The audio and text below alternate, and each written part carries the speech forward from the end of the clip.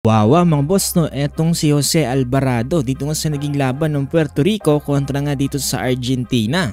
Sobrang sakit ng pagkabagsak ni Jose Alvarado ay kinakailangan pa siyang dalhin sa stretch palabas ng court. Paano nga ba nangyari yan mga boss no? Tara't pag-usapan natin yan.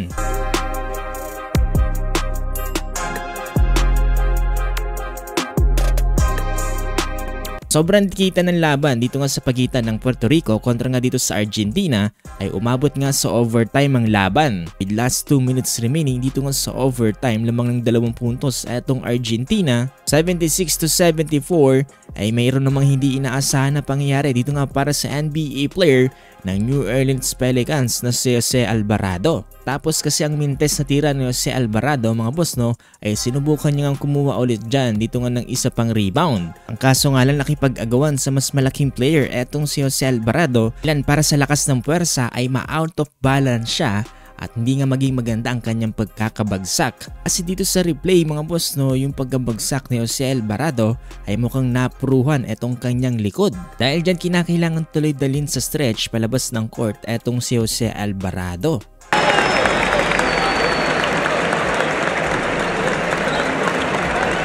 Dahil nga hindi na nakapaglaro etong si Jose Alvarado dito sa laban na to ay nakuha nga ng Argentina ang pagkapanalo sa final score na 82-77. Muna nga dito para sa Argentina etong si Juan Fernandez with 33 points na sinusundan ni Nicolas Brusino with 21 points. Para naman sa Puerto Rico nakapagtala ng 22 points etong si Ismael Romero samantalang 16 points etong si Jose Alvarado. Kakalungkot talaga ang pangyayaring ito mga boss no, pero ayon sa report ay napuruhan nga daw itong lower back or tailbone dito nga ni Jose Alvarado. The good news is mukhang okay naman etong si Jose Alvarado GTA.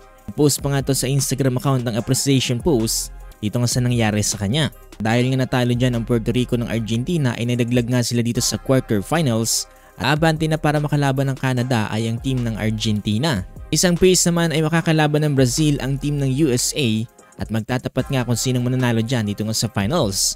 Ang matatalo nga sa parehong laban na yan ay maglalaban naman para sa 3rd place. Ang bilang banda naganap na nga rin kanina ang round 2 dito nga sa Eurobasket na kung saan tinambakan ng Serbia etong Portugal sa score na 80-69. Walang kahirap-hirap mga boss na dinurog ng Serbia etong Portugal at ang una nga dyan para sa team ng Serbia etong si Nikola Jovic with 14 points. Samantalang double-double naman si Nikola Jokic with 12 points at 10 rebounds. Sobrang lakas talaga ng Team Serbia, talaga nagdo-dominate sila dito nga sa Eurobasket.